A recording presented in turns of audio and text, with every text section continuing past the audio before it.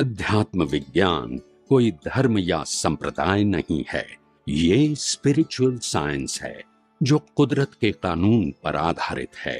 ये विज्ञान पूरे ब्रह्मांड के सभी रहस्यों को उजागर करता है और जीवन के सभी पहलुओं को समझने के लिए एक नई दृष्टि देता है। इसी को आर्ट ऑफ विजन कहते हैं, दुनिया को देखने की एक नई दृष्टि, जो अध्यात्म विज्ञानी परम पूज्य स्वामी श्री कमलेशानंद जी के निर्देशन में सनातन सत्य का अनुसंधान कर हमारे जीवन को प्रकाशित करे। जय सच्चिदानंद। આપના ચરણોમાં કોટી કોટી વંદન। તમે એમ કીધું કે મૃત્યુ અને જીવન બેની બધાને જ ખબર છે કે મૃત્યુ આવવાનું છે, જીવે જન્મે એનું મરણ છે જ, છતાં પણ લૌકિક વ્યવહારમાં આપણને મૃત્યુનો ભય કેમ લાગે છે? કારણ કે એવું લાગે છે કે હું મરવાનો છું। મરે છે કોણ? અને માને છે કોણ? માને છે શું? હું મરવાનો છું। બીજું કોઈ મરી ગયા ત્યારે કઈ ડર લાગતો નથી। આ હું મરું છું એવું માનો છો એટલે ડર લાગે। આને તો મરવાનું છે, આ જન્મ્યો છે તો મરવાનું છે, પણ આપણે જન્મ્યા નથી તો મરવાના હે। અને બીજું આપણે હોસ્પિટલમાં એડમિટ હોય ને મરવાના એન્ડમાં હોય, બોલી શકતા ન હોય, હલી શકતા ન હોય, છતાં એના આંખમાંથી આંસુ નીકળતા હોય, તો એને શું એ બધું આગળનું દેખાતું હશે? બે રીતે આંસુ આવે। ક્યાં તો પોતે કરેલા પાપ હોય જીવનમાં એને યાદ આયા કરે વ્યક્તિ સાથે, એટલે પણ રડે પ્રાયશ્ચિત રૂપે। અને ક્યાં તો કેટલાક લોકો એટલાય રડે કે હવે આ બધું મારું મારું કર્યું છે એ કાલે બધું તારું થઈ જશે, થશે શું મારું? એ રીતે મરે। એટલે વ્યક્તિને તો મરણ સુધી મોહ હોય જ છે એવું લાગે। અને આપણું આ વિજ્ઞાન ખાલી મોહ કાઢવા માટે છે, વસ્તુ કાઢવા માટે। મોહ કાઢો, મારું નથી, બસ। આપણે ત્યાગ કરવાની વાત નથી, ખાલી માનો કે મારું નથી, માટે મારી પાસે રહેવાનું કારણ કે હું લઈને આવ્યો, બસ। બીજું લૌકિક ભાષામાં એવું સમજાય છે કે જ્યારે મરણ થાય ને ત્યારે કષ્ટી બહુ જ પડે છે, તો એ કરેલા કર્મના આધારે હોય કે બધાને હોય જ? આ નેટ જતું રહેશે।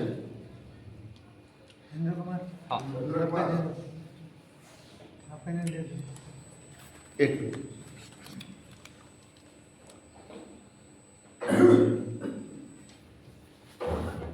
चलो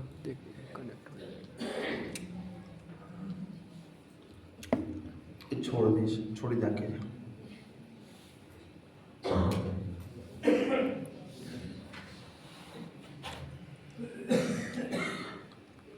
आपका कौन सा है? 15 जी कनेक्टेड कनेक्ट થઈ ગયું। अभी हो गया।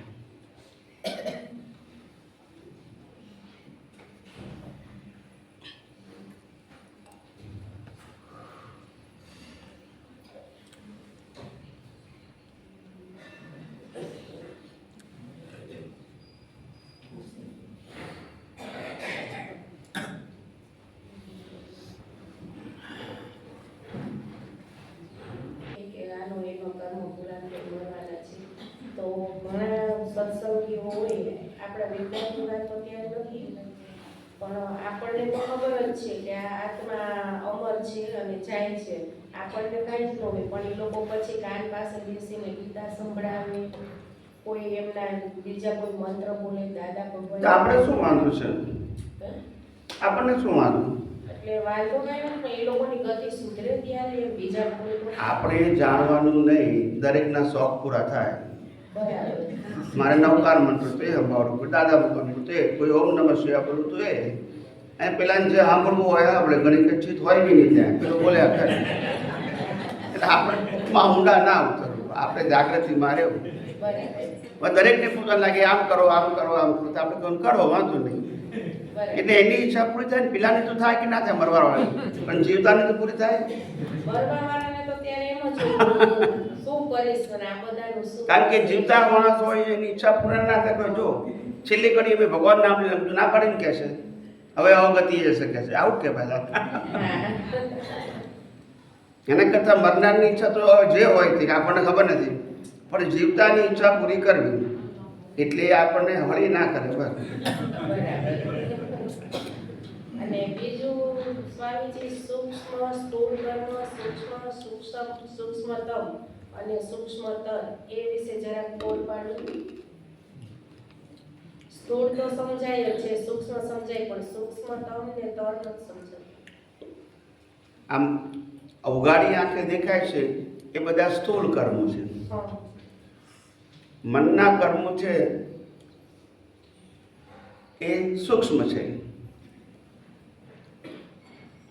અને જે કર્મ બાંધે છે એના બે પ્રકાર છે, સૂક્ષ્મતર અને સૂક્ષ્મ.